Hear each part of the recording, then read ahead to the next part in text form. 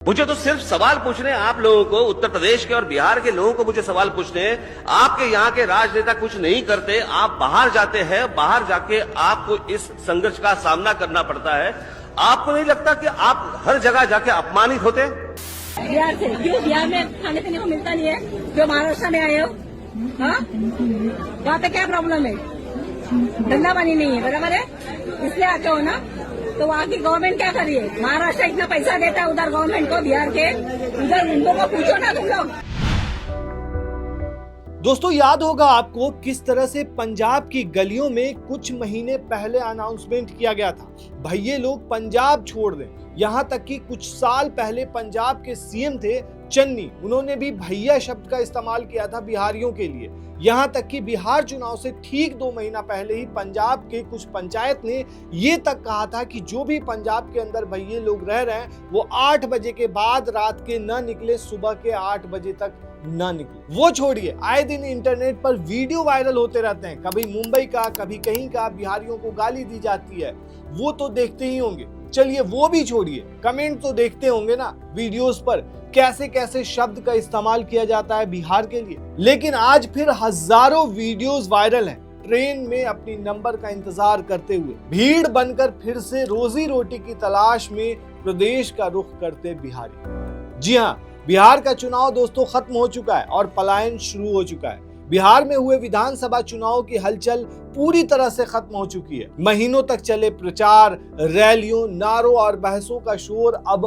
खत्म हो चुका है, यानी शांत हो चुका है। नेताओं की गाड़ियां लौट चुकी हैं, भाषणों का गूंज थम चुका है और सड़कों पर चुनावी उत्साह की जगह फिर वही रोजमर्रा की भाग दौड़ लौट आई है। चुनाव खत्म होते ही अचानक रेलवे स्टेशन पर भीड़ उमड़ने लगी। ट्रेनों के दरवाजे, गेट पर, प्लेटफॉर्म पर, हर जगह सिर्फ एक ही नजारा, सैकड़ों नहीं हजारों की संख्या में बिहारी मजदूर अपने काम की जगह पर वापस लौट रहे हैं। इस चुनाव में बिहार मजलूमों का पलायन भी एक बड़ा मुद्दा था, लेकिन जो वीडियो सामने आए हैं उन्हें देखकर लगता है बड़ी बड़ी बातें चुनाव तक ही सीमित होती हैं। ऐसे ही कई वीडियो बहुत तेजी से वायरल हो रहा है दोस्तों, जिसमें देखा जा सकता है कि बाहर नौकरी रोजगार करने वाले मजदूर जो चुनाव में वोट डालने के लिए बिहार आए थे, अब खचाखच भरी ट्रेनों में सवार होकर अपने अपने शहरों की तरफ लौट रहे हैं। मतलब अपने शहर नहीं, काम की जगह।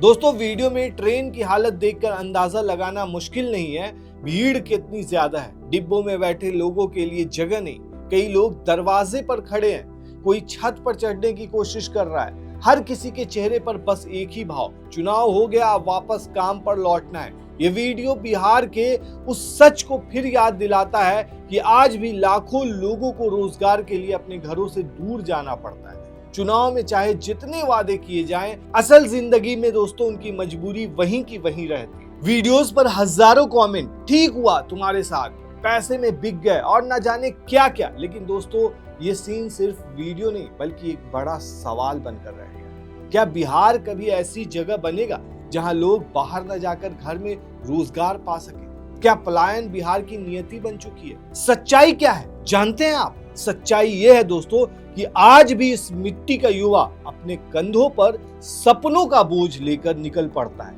किसी अनजाने महानगर की भीड़ में खो जाने के लिए।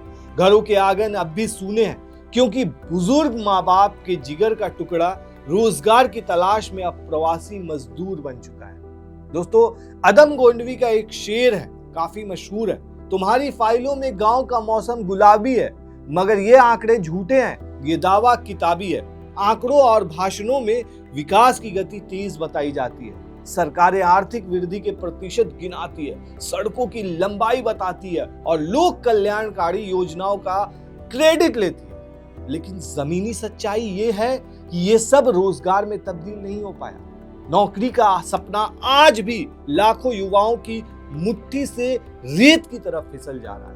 नतीजा यह है कि बिहार में विकास की कहानी भले कागजों पर चल रही हो, पर बिहारियों का जीवन अब भी स्टेशनों, पटरियों और ट्रेन में बैठकर खिड़कियों से झांकते हुए कट रहा है। चुनावी नारों की ऊंची गूंज के बीच भी जनता के मन में वही 2 प्रश्न पहले की तरह जिंदा है। आखिर रोजगार कहाँ है? और ये अंतहीन पलायन कब थमेगा? यानी बिहार की राजनीतिक बहस फिर उसी बिंदु पर लौट आई है जहां से हर चुनाव में इसकी शुरुआत तो होती है पर समाधान नहीं निकल पाता। बेरोजगारी और पलायन बिहार की सबसे बड़ी चुनौती बन चुके हैं दोस्तों। 2011 की जनगणना बताती है दोस्तों कि 74 लाख बिहारी राज्य से बाहर पलायन कर चुके थे, जिसमें 22% लाख लोग रोजगार की तलाश में गए। इसका मतलब यह हुआ कि बिहार छोड़कर बाहर जाने वाले कुल लोगों में से 30% लोग रोजगार की तलाश में राज्य छोड़कर जाते हैं। केंद्र सरकार के ई श्रम पोर्टल पर बिहार से 3 करोड़ 16 लाख से ज्यादा लोगों ने पंजीकरण कराया है, जो कि देश में उत्तर प्रदेश के बाद दूसरा सबसे बड़ा आंकड़ा है। आवधिक श्रम बल सर्वेक्षण यानी PLFS से पता चलता है दोस्तों कि 2022-23 में बिहार की बेरोजगारी दर 3.9% थी, जो कि राष्ट्रीय औसत 3.2% से अधिक है। 2024 में शहरी युवा बेरोजगारी 23% तक पहुंच गई। ये भी राष्ट्रीय औसत 15% से कहीं ज्यादा है। ये बेरोजगारी सीधे सीधे पलायन को जन्म देती है। बिहार का युवा दिल्ली, पंजाब, सूरत, बैंगलोर, मुंबई की फैक्ट्रियों में खूब पसीना बहाने पर मजबूर है, साथ में गालियां भी खाने पर। काम के बदले में वहां उसे सम्मान तक नहीं मिल पाता। कभी उसे बिहारी कहकर अपमानित किया जाता है तो कभी उसे हिंसा का सामना करना पड़ता है। अपने ही देश में प्रवासी मजदूर का तमगा लेकर घूम रहा होता है। लेकिन दोस्तों, हर चुनाव में यही मजदूर तबका वापस बिहार लौटकर इस उम्मीद से मतदान करता है कि शायद नई सरकार बनने के बाद उसे अपना घर नहीं छोड़ना पड़े। बिहार में बेरोजगारी की सबसे बड़ी वजह क्या जानते हैं? वैकल्पिक रोजगार, जिसको आप कह सकते हैं दोस्तों कि अगर आपको ये जॉब नहीं है तो दूसरी जॉब मिल जा रही है। मतलब ये काम नहीं तो कोई और काम करते। कितनी कंपनी बिहार में है? विप्रो, एसेंचर, मतलब कोई भी कंपनी आप देख लीजिए, है नहीं है बिहार में। उद्योग सीमित है, निवेश कम है और कृषि तो पता ही है आपको। यही वो कारण है दोस्तों, बिहार के शिक्षित हो या अशिक्षित युवा बड़ी संख्या में अपना घर बार छोड़कर जाने को मजबूर है। राजनीति इस दर्द को पहचानती तो है, मगर समाधान अक्सर चुनावी नारों के आगे नहीं बढ़ पाता। बिहार में इस बार भी तीनों मोर्चों, NDA या फिर महागठबंधन या फिर जनसुराज ने इसे चुनावी मुद्दा बनाया था। महागठबंधन का कहना था कि हर परिवार को एक सरकारी नौकरी देंगे, जो कि नो डाउट जुमला था। वहीं बीजेपी, जदयू, LJPR, हम या फिर जो भी पार्टी हो, वो उसने ये तक कह दिया था कि 1 करोड़ नौकरियों का वादा किया था। इसके साथ ही कल्याण योजनाओं की लंबी सूची भी गिनाई जा रही थी चुनाव के दौरान। लेकिन इनसे कोई पूछे कि साल 2005 से 2025 के बीच में कुछ सालों को छोड़कर राज्य में NDA के शासन है, लेकिन ऐसा कोई प्रयास पहले क्यों नहीं किया? क्या इतना लंबा शासनकाल बेरोजगारी की समस्या के समाधान के लिए कम था? चुनावी वादों से इतर बात करें दोस्तों, तो पलायन और बेरोजगारी का समाधान किसी चमत्कार में नहीं, बल्कि ठोस और बड़ी प्लानिंग में। बिहार में उद्योगों की अपार संभावना है। राज्य की कृषि प्रधान संरचना के कारण आप देखेंगे दोस्तों, खाद्य प्रसंस्करण, कोल्ड स्टोरेज और डेयरी उद्योग यहाँ सबसे ज्यादा विकल्प है, इसके ऑप्शन है आपके पास। इसके साथ ही टेक्सटाइल, हैंडलूम और विशेष रूप से भागलपुर सिल्क को बड़े पैमाने पर विकसित किया जा सकता है। आप देखिए दोस्तों, चीनी मिल है इतने सारे, लेदर, फुटवियर उद्योग कच्चे माल और श्रम उपलब्धता के कारण रोजगार पैदा करने की क्षमता रखता है बिहार। युवा आबादी को देखते हुए IT, कॉल सेंटर, डिजिटल सेवाएं एक उभरता हुआ क्षेत्र बन सकता है वहां।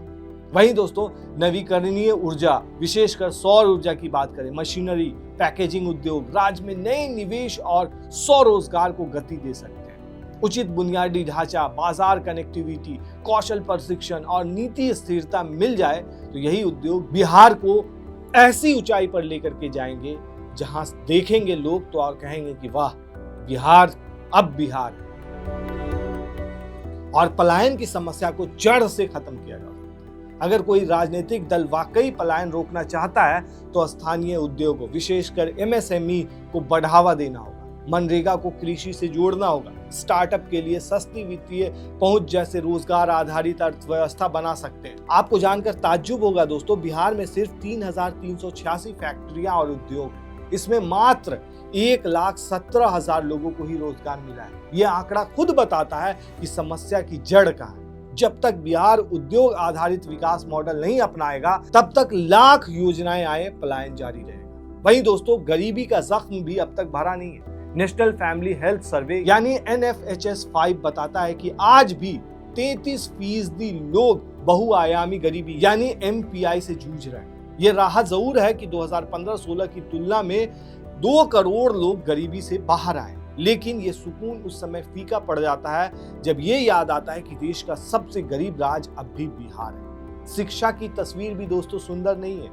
PLSF 2023-24 के अनुसार बिहार की साक्षरता दर अब भी 74% पर अटकी हुई है, जो राष्ट्रीय साक्षरता दर 80% से कम है। ASCR 2024 के मुताबिक कक्षा 5 के 41% बच्चे आसानी से पढ़ तक नहीं पाते हैं, यानी लाखों बच्चे हर दिन स्कूल की इमारत में दाखिल तो होते हैं पर ज्ञान के दरवाजे उनके लिए अब भी बंद हैं। ड्रॉप आउट दर की बात करें दोस्तों तो कक्षा 9 से 10 में 19% और कक्षा 11 से 12 में 10% बच्चे बैकआउट कर जाते हैं। वहीं दोस्तों स्वास्थ्य व्यवस्था की जर्जर हालत भी इस पीड़ा को और गहरा कर देती है। शिशु मृत्यु दर आज भी प्रति 1000 जन पर 47 मौतों पर अटकी हुई है। 5 साल से कम आयु के 40% से अधिक बच्चे कुपोषण से जूझ रहे हैं बिहार के अंदर। ये आंकड़े बताते हैं कि अधिकांश बच्चों के जीवन की शुरुआत ही असुरक्षा के छाया में होती है। पूरे बिहार में अस्पतालों में केवल 41,800 बेड यानी प्रति